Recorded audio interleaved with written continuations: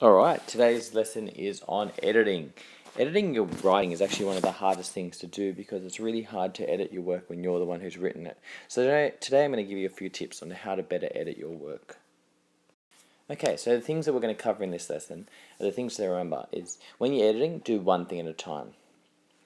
Okay, so the first time you read it, just read purely for spelling errors, and that's all you're going to try and pick up on. Then read it a second time, and when you look at the second time, you can look for grammatical or punctuation errors.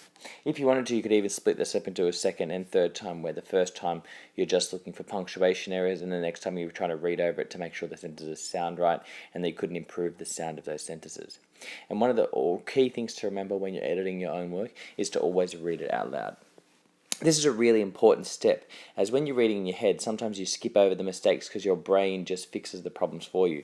So it's really important to not just read it, but to listen to what you're saying. Sentences are easy to pick up if you can hear what it sounds like, especially tense issues and things like that.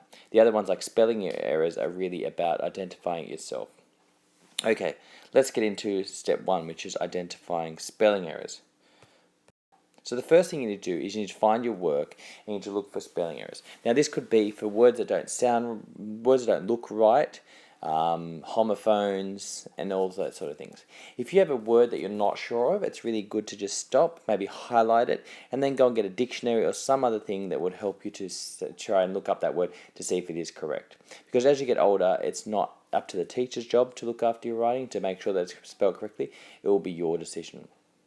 So I've just picked up some sample story from some Year 4 kid online, and we're going to have a look at this. Okay. Right. My name is Anne. I'm 19 years old and I hate my life. Alright, let's look for the spelling errors. Hi, my name is Anne. I'm 19 years old and I hate my life. Okay, so far we could change the Anne to a capital A, but that's more of a punctuation error, so we'll leave it there because we're just looking for spelling errors. You see, my family is really poor, and they can't afford to keep me anymore.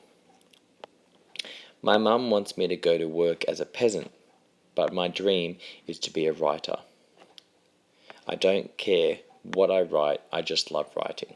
Okay, so when I'm going through, I can see that word writer. I might not know that that's an error, but I'm just not 100% sure and say this word writing. So I might go away, look that word up, and see if writer does have two T's or has one T. Because it's always better to check these before you go and show your teacher. So once I've checked that and I've realised that it is one T and here, I can maybe go and fix that myself. Okay. Well, I don't mean to be rude, but I best tell you a little about me. As you already know, I'm 19 years old, I have light brown frizzy hair, blue eyes, and a face full of freckles. Now, when I'm reading the word frizzy, I can see it's a double S, I'm thinking frissy. Is it frizzy or frissy with a double S or a double Z? I go through, I think, oh, maybe I should have a look. I might go and have a look again, and you'll find out that it does have a double Z, so you would have to change that one. Okay. I have 6 brothers and 7 sisters. I live in outback Australia. Were it's barren. Okay, that where is like where is it? So it should be a WHERE. So we're going through to where it's barren and dry. We've been in drought for 3 years now. We own a small homestead. Okay, homestead. Homestead. These are one of those ones where you're probably not going to pick up on that. But homestead does have an EAD, but you might not pick up on those ones, and that's okay. Occasional errors are still fine. Big enough to bring up 14 kids, though. Not big enough to bring up 14 kids. Mum and Dad have already got rid of 3 of my sisters and 2 brothers. But anyway, back to my mum and dad. My mum and my job. She's found me this job being a peasant cleaner for this rich family, but as far as I'm concerned, it's the scum family. They're rude and obnoxious and don't care about anybody but themselves. Okay, once again, when you go back and have a look, you might see that there is the wrong there. It should be THEIR. So that's a time where if you're reading it, you might think it doesn't look right, and that's the time to fix it. Mother forced me to go over there last week to have a trial to see that I was right for the job. Another homophone, right. Once you go through and have a look again, you'll see that doesn't look right. It sounds sounds like it's right, but the homophone's wrong. The right should be R-I-G-H-T. But do you know what the worst thing is? My family get money while I'm slaving away. Totally not fair. I suppose that they will have a big nice house and I will be away from all other brothers and sisters. Okay, as soon as you read that, suppose. I understand that that's how you sound it out, and that he might have tried to sound it out, this person, but once they've come back and they've seen this, they might go and check again to see how you actually spell suppose. Now, this isn't saying that you should be able to see all your errors, but you should be able to identify those words that you're not sure of and go and check. Okay, so I'm not saying that you need to know how to spell every single word that exists. What I'm saying is, if there's a word that you don't think looks right, it's your job to go and try to find a way to fix it or to find the right answer. Okay? And you'll see there's another one as we go along.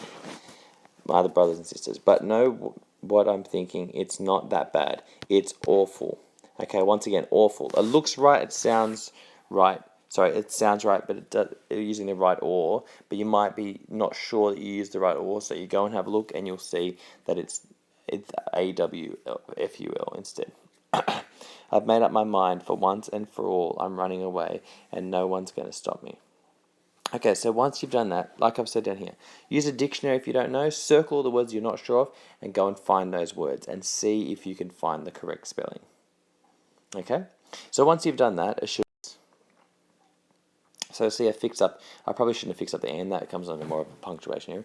But you see I fixed up writing, frizzy, where, homestead, there, the right, not right, suppose, and awful. I've gone through, and after I've looked through my dictionary, or I've just been able to identify. Now these ones here shouldn't be dictionary ones. Those ones are all just the wrong homophone. So you'll be able to fix those up if you read them properly and thought about what you're reading. Alright? You need to always be asking questions, always be concentrating as you're editing your work. It's not just reading through going, yep, I'm finished, he can mark my work now. You really have to think about what you're reading. So you've gone through now and you've fixed up these errors, and now you're trying to have a look for the grammar and punctuation errors. So you're going through checking for paragraphs. You're going to check if there's the full stops where they need to be. Is there correct use of commas? Is there the correct use of speech marks?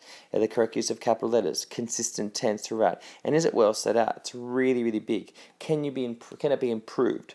Okay, so I'd probably actually do this all as the second part, and then a third time I would go through and I'd make sure that I'm using things like, am I using adjectives to make it improved? So I'm reading it once for spelling errors, a second time for grammar issues, and a third time to see if I can improve the sentences in any way. Alright, so I've gone through and I've read through the sentence, and I might see, okay, I'm going to go through and show you what I've done, what I've completed when I read through the grammar and punctuation errors. Okay. My name is Anne. Okay, there's already a comma there, but I think it would make it more sense if there was a full stop. My name is Anne. They've already put a capital there for I'm, so, okay, my name is Anne. I'm 19 years old and I hate my life. You see, my family is really poor and they can't afford to keep me here anymore. This is one of those ones with they. The first 3 times I read this story, I didn't see there was 2 theys because I didn't read it out loud. But when I read it out loud, I could identify that they actually put they in twice. So that's why it's really important to read out loud. My mum wants to go to work as a peasant, but my dream is to become a writer. I don't care what I write, I just love writing. Okay, you can see they said I don't care, but the don't is a capital D. So that shouldn't be a capital because it's not at the start, so you change that to a lowercase d. This is one of those things you really need to be looking out for, those grammatical errors. Make sure there's not capital letters where they shouldn't be. Make sure you're really trying to figure out where there should be a full stop. Okay, it's really important, like I said, actively ask questions the whole time you're reading. Don't just get unfocused and just start reading through. Take your time, read through your sentences. Okay, well, I don't mean to be rude, but I best tell you a little about me. As you already know, I'm 19 years old, have light brown frizzy hair, blue eyes, and a face full of freckles. Okay, as you already know, I'm 19. I have 6 brothers and 7 sisters. Now, they didn't put a full stop there. Otherwise, it sounds like this. I have 6 brothers and 7 sisters. I live in the outback. There needs to be a full stop there. They already put the capital I, so you need to make sure you put the full stop there. I live in outback Australia where it's barren. Now, with it's, they didn't put the apostrophe. So if you're reading through, going, I want you to be asking questions with you. Look at it's. Go, is that the right it's? Is that the right there? Okay, so make sure you have a look at each word to make sure it's the right one. We've been in drought for 3 years now. We own a small homestead, not big enough. I'll put a comma there. We own a small homestead, comma, not big enough to bring up 14 kids though. And mum and dad have already got 3 of my sisters and 2 brothers. But anyway, back to my mum and my job. Now, it's really probably not grammatically correct to use but at the start of a sentence. So when you look through that and you think, oh, should I just say anyway, back to my job? It actually sounds better if you just said anyway. You might write anyway, ... way back to my job, okay? And anyway could be one word. She's found me this job being a peasant cleaner for this rich family, but as far as I'm concerned, it's the scum family. They're rude and obnoxious and don't care about anybody bar themselves. Mother forced me to go over there last week. Over there is actually 2 words, so you might want to split that one up. To have a trial to see that I was right for the job.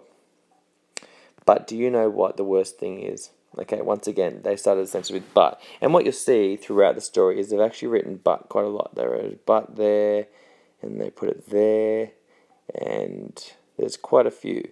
And I actually probably think that that's something you might identify when you're reading through it. Maybe I should change it up. However, a few of those ones are sort of ones instead. But do you know what the worst thing is? And then that's a question, but do you know what the worst thing is? So you think, if that's a question, then I need a question mark there. And after question mark, you need a capital letter. My family get the money while I'm slaving away. Totally not fair. I suppose that they will have a big, nice house. Now, big, nice house. Now, maybe that you think, okay, does that sound right? A big, nice house. Maybe I should change that around and say a nice, big house. So you're just thinking about whether it sounds right. That wouldn't happen if you didn't read it out loud. And I'll be away from all my other brothers and sisters.